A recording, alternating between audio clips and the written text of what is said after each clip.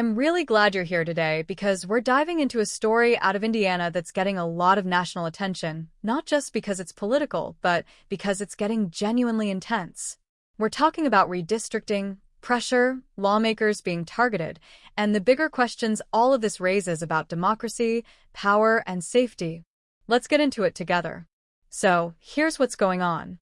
In Indiana, there's been a huge push to redraw the state's congressional maps mid-cycle, meaning way before the usual timeline that follows the census. Normally, maps stay locked in for 10 years.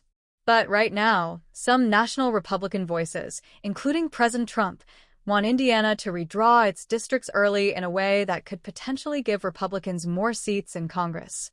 Governor Mike Braun even called for a special legislative session to handle this, hoping lawmakers would come together and move the plan forward. But this is where things got complicated because inside the Indiana Senate, there just isn't enough support. Some Republican senators simply do not want to reopen the maps right now. Others are undecided. And the Senate leader announced that they won't reconvene for this redistricting session because they don't have the votes needed to pass anything. Now, normally, political disagreements happen quietly behind the scenes. But what's happening in Indiana is much more serious.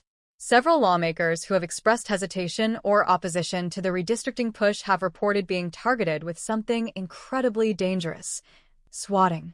That's when someone calls in a fake emergency claim to police, so an armed response team shows up at someone's home.